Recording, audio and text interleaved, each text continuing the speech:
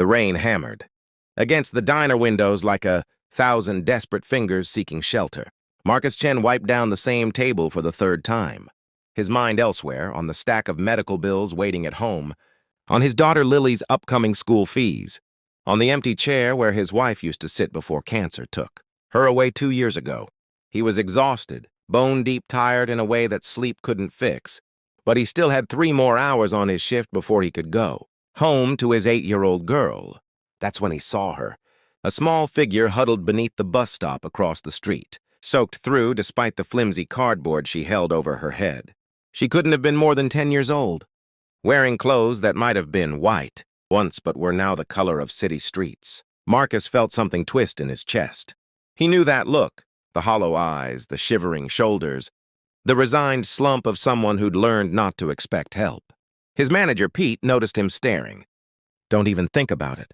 "Chen, we've got enough problems without you bringing in strays." Marcus didn't respond. He was already untying his apron. The girl flinched when he approached, scrambling backward like a frightened animal. Marcus stopped, raising his hands. "Hey, it's okay. I'm not going to hurt you. You hungry?" She stared at him, rain streaming down her face. Mixing with what might have been tears, then barely perceptible, she nodded. 20 minutes later, she sat in a corner booth of the diner, working through a plate of pancakes, eggs, and bacon with the kind of intensity that told Marcus she hadn't eaten in days. He'd brought her one of Lily's old jackets from his locker. Too big, but dry and warm. Pete glared from behind the counter, but said nothing. "What's your name?" Marcus asked gently, sliding into the seat across from her. The girl looked up, syrup on her chin. "Emma," she whispered. Her voice was scratchy, unused. "I'm Marcus.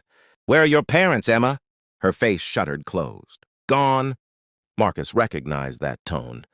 It was the same one Lily used when kids at school asked about her mother. "Some wounds were too fresh to prod." "Okay, that's okay. Do you have somewhere safe to stay tonight?" Emma's silence was answer enough. Marcus made a decision that probably wasn't smart, definitely wasn't safe by any rational standard, but felt absolutely necessary. "Listen, I have a daughter about your age. We don't have much, but we have a couch and it's warm and dry. Just for tonight, until we figure something out." "What do you say?" Emma's eyes widened, filling with something Marcus hadn't seen there before. Hope, fragile as spun glass. Getting Emma into his apartment was the easy part. Explaining her to Lily was harder. "Dad, who is this?" Lily stood in her pajamas, stuffed rabbit clutched to her chest, staring at the bedraggled girl in her old jacket. "This is Emma. She needed help, and you know what Mom always said." "We help when we can," Lily finished softly. Her mother's philosophy, her legacy. Lily studied Emma for a long moment, then walked over and took her hand. "I'm Lily. Do you want to see my room? I have 2 beds because my cousin visits sometimes." Just like that, the tension broke. Marcus felt his throat tighten as he watched his daughter lead Emma down the hallway, already chattering about her stuffed animal collection. Sarah would have been proud. The next morning, Marcus called in a favor with his friend Rodriguez at Child Protective Services, explained the situation, and braced for Emma to be swept into the system. But Rodriguez, jaded by 20 years in the job, surprised him. "Look, I'll file the paperwork, but between you and me, keep her a few days while we investigate. The group homes are overflowing, and she seems safe with you. Just be careful, Marcus. Sometimes these kids come with complications." Rodriguez had no idea how right he was. It happened on the 3rd day. Marcus had just gotten home from his shift, exhausted but smiling because Lily had texted him a picture of a drawing. Emma had made a simple sketch of 3 stick figures labeled Marcus, Lily, and Emma under a rainbow. He was hanging up his jacket when someone pounded on the door.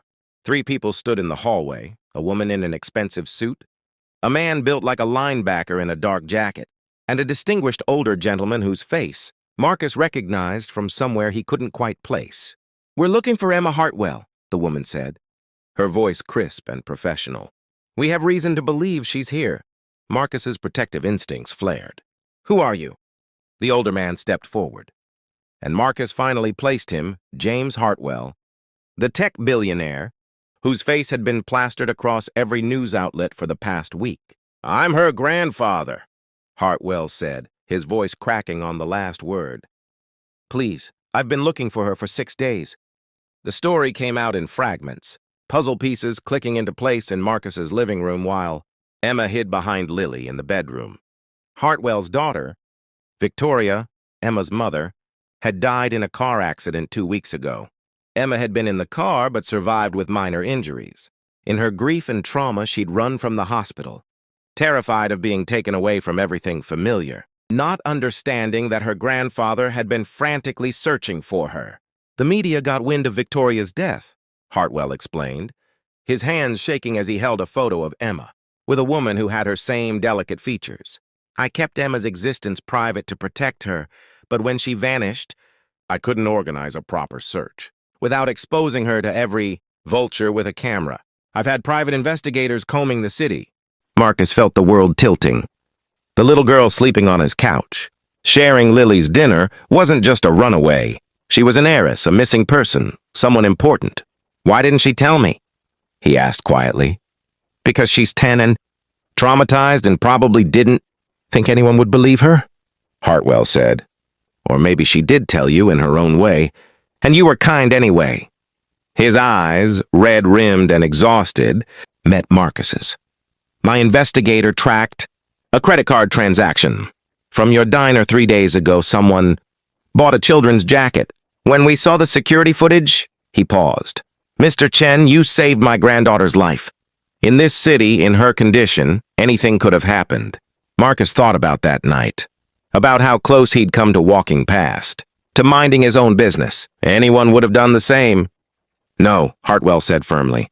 "They wouldn't have. Most people looked right through her. I've watched the footage from dozens of cameras. You were the first person in days who actually saw her." Emma emerged from the bedroom then, Lily's hand in hers. When she saw her grandfather, something in her face crumpled. "Grandpa?" she whispered. Hartwell was across the room in seconds, dropping to his knees, gathering her into his arms. "Oh, sweetheart. Oh, my dear girl." "I've got you. I've got you." Marcus turned away, giving them privacy, and found Lily pressed against his side. "Is Emma leaving?" she asked, her voice small. "Yeah, baby. She's going home. I don't want her to go." "I know, but she has family who loves her." What happened next Marcus would replay in his mind for years. Hartwell stood, still holding Emma, and turned to face him. "Mr. Chen, Marcus, I owe you a debt I can never repay. Please let me do something. Your medical bills, your daughter's education, anything?" "No." The word came out harder than Marcus intended. He softened his tone. "I appreciate it, but that's not why I helped. I helped because she needed help. That's all." Hartwell studied him for a long moment. "You're a rare man, Marcus Chen, but please, at least let me cover the expenses you incurred caring for Emma and—" He hesitated. "Emma has lost her mother. She's going to need stability, familiar faces, people she trusts. Would you and Lily consider staying in her life? Visits, dinners, just being there?"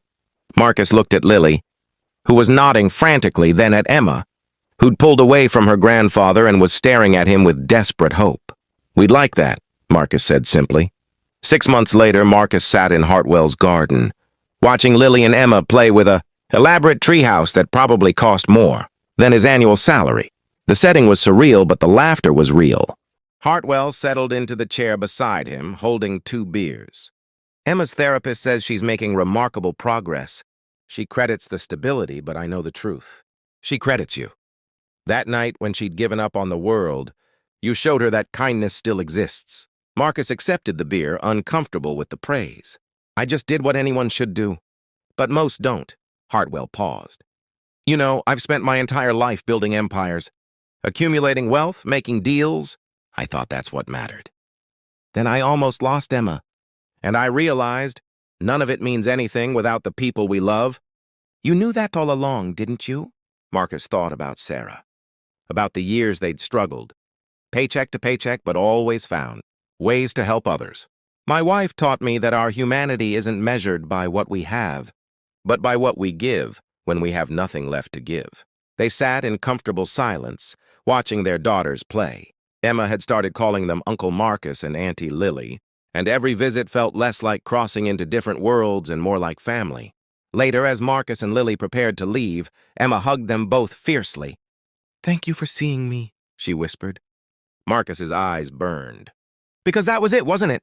The whole story in 4 words. In a world that had taught her to be invisible, he'd simply seen her. On the drive home, Lily was quiet, processing. Finally, she said, Dad? Mom would have brought Emma home too, wouldn't she? Marcus smiled, tears on his cheeks. Yeah, baby. She absolutely would have. That night, Marcus found an envelope slipped under his door. Inside was a check, not for millions as he'd feared, but for the exact amount of his wife's medical bills, nothing more.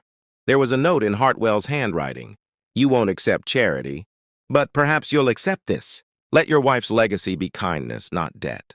The world needs more men like you in it, unencumbered by the past. Thank you for showing me what true wealth looks like. Marcus cried then, really cried, for the first time since Sarah's funeral.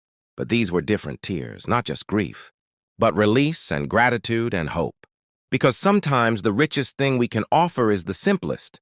To see someone when they're invisible, to help when we have so little, to be human when the world makes it easier to look away. And sometimes, impossibly beautifully, that's enough to change everything.